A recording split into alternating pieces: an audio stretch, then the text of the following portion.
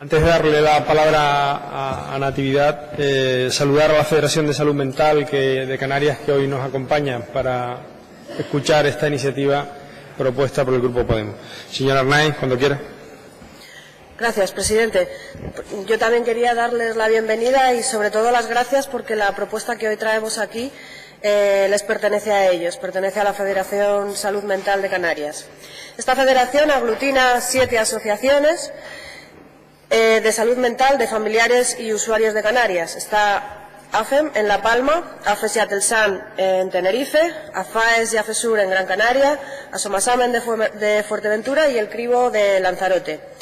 Y con esta PNL que ha sido elaborada por ellos, solo pretendemos transmitir las necesidades que se plantean a la hora de abordar un plan integral de salud mental de Canarias y facilitar así la participación ciudadana.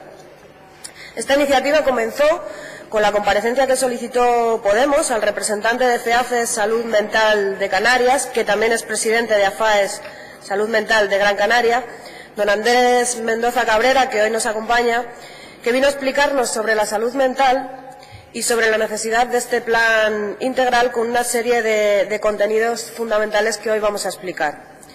Pero desde que esta iniciativa se registró, se han producido algunos avances, ya que tanto la anterior consejera de Políticas Sociales como el anterior consejero de Sanidad anunciaron hace ya un año que este plan integral se haría realidad y los consejeros actuales han recogido el testigo. Por tanto, hoy ya no vamos a hablar tanto sobre la necesidad de hacer este plan integral, sino sobre el contenido del mismo.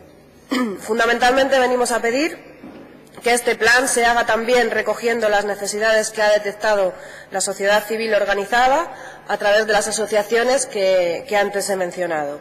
Y les paso a enumerar 8 claves básicas. En primer lugar, decir que son muchas las personas que sufren o que van a sufrir a lo largo de su vida algún tipo de trastorno mental y que esto es algo que nos puede suceder a cualquiera de nosotros sin excepción.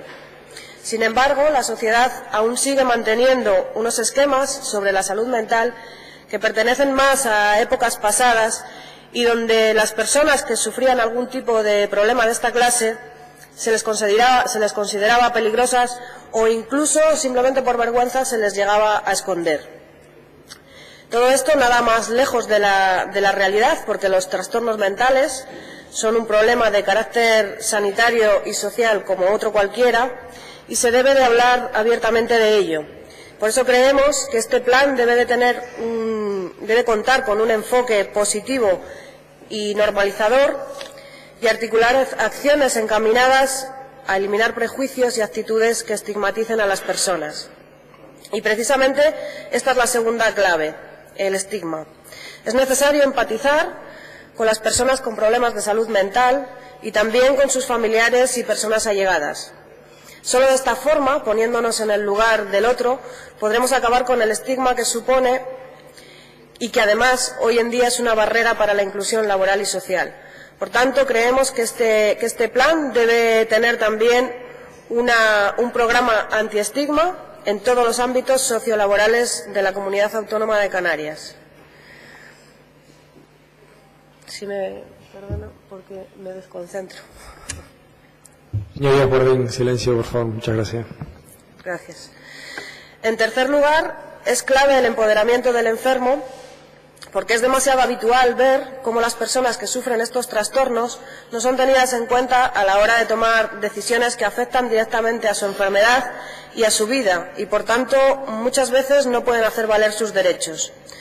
Por ejemplo, que puedan decidir sobre su acceso inmediato a recursos no sanitarios, sino también psicoterapéuticos. En la actualidad esto no es así y para acceder a un recurso de carácter alojativo residencial, por ejemplo, de intervención familiar, de empleo o educativo, dependen de los sanitarios. El empoderamiento, por tanto, pasaría por asegurar el derecho a participar en su propio proceso de recuperación, porque nadie mejor que el afectado puede conocer sus necesidades específicas. Es necesario que se le atienda como persona con libertad para elegir y titular de sus más elementales derechos, como establece la Comunidad Europea y la Convención de la ONU, y no como un objeto al que se le trata en un entorno inadecuado o en un contexto ambiguo sociosanitario. La prevención debe ser otra parte fundamental del plan. Es necesario garantizar la atención social y sanitaria, en especial en el perfil infanto-juvenil y en el ámbito escolar y educativo. Según la Organización Mundial de la Salud, la mitad de los trastornos mentales aparecen por primera vez antes de los 14 años. Y el Libro Blanco de Psiquiatría del Niño y del Adolescente cita que más del 70% de los trastornos mentales comienza antes de los 18 años. Por eso es necesario invertir en servicios sociales, porque es tan importante un adecuado tratamiento médico como los programas terapéuticos de rehabilitación e integración social, en el ámbito escolar, en el empleo, en la vivienda, en el ocio, en cualquier actividad de la vida diaria. Hemos visto cómo el gasto farmacéutico de esta comunidad canaria es un gasto millonario de 47 millones de euros anuales en antidepresivos y antipsicóticos, como pudimos comprobar a través de una pregunta parlamentaria, pero sin embargo la rehabilitación psicosocial sigue siendo ciencia ficción, pues solo se invierte en ella un total de 11,5 millones de euros anuales. Esto significa que con lo que dedicamos al área farmacéutica frente al área social, ahora mismo tenemos una desproporción de 4:1. Y lo importante es que esos 47 millones de euros en medicación nunca van a poder ser eficaces si no van acompañados, por lo menos, de su equivalente en gastos sociorehabilitadores, alojativo residencial, programas de intervención familiar, de apoyo familiar y de acompañamiento integral. Por ello, solicitamos un plan integral de salud mental y no un plan sanitario mental. Mientras el Gobierno no invierta más en prevención y en rehabilitación psicosocial, nuestros médicos tendrán que seguir recetando y recetando sin alternativa. Y con esto, lejos de contribuir a la mejora de los pacientes tratados, solo se beneficia a las empresas farmacéuticas. En quinto lugar, hablamos del empleo. El empleo es una herramienta fundamental para la integración social y este plan debe de garantizar el acceso al empleo, cuando menos en igualdad de condiciones que el resto de ciudadanos. Y es que hoy tenemos un índice de desempleo por tener un trastorno mental superior al 75%. Eso está muy lejos del actual 23%, que yo creo que no es poco. En sexto lugar, se pide un reconocimiento a la cartera de servicios. El plan integral debe reconocer la regulación en el sistema sanitario de Canarias y el de políticas sociales, la cartera de recursos y servicios propios de cada área para las personas con discapacidad afectadas por un trastorno mental grave. Para ello es necesario una adecuada cartera de servicios sanitarios y sociales en sentido amplio, en el marco de la legislación autonómica de cada una de estas áreas, y que junto al empleo, la educación, la justicia y otras estén reguladas mediante un decreto o ley de coordinación e integración de la gestión y funcionamiento de estos recursos de cara a la mayor efectividad posible para los ciudadanos.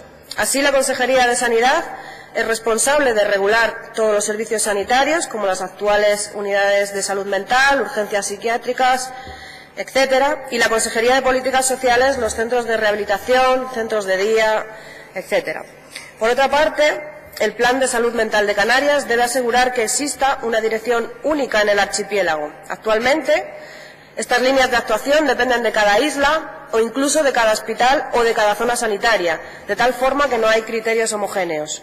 Debemos caminar hacia un marco social de derechos recogido en el ordenamiento jurídico español y reforzado en su regulación por la Convención de los Derechos de las Personas con Discapacidad de la ONU. Por ello, el plan integral garantizará los derechos de la ciudadanía canaria con independencia del lugar en el que se encuentren. Si seguimos en el contexto de un plan sanitario mental, como el actual, lamentablemente los ciudadanos con trastorno mental están abocados a no tener los mismos derechos entre ellos. Y por último, algo que quedó claro en la subcomisión de discapacidad de la pasada legislatura y que hoy se vuelve a reivindicar, que es la participación activa del tercer sector en este plan integral de salud mental y en adelante. Y se pide precisamente, como algo clave, el reconocimiento y la presencia de la Fundación Tutelar de Personas con Enfermedad Mental de Canarias como parte fundamental de los procesos, ya que vela de forma directa por sus familiares que están declarados en situación de incapacitación jurídica total y parcial. Muchas gracias. Muchas gracias, señora Arnaiz. Esta iniciativa tenía 2 enmiendas, una del Grupo Mixto que está retirada y otra del Grupo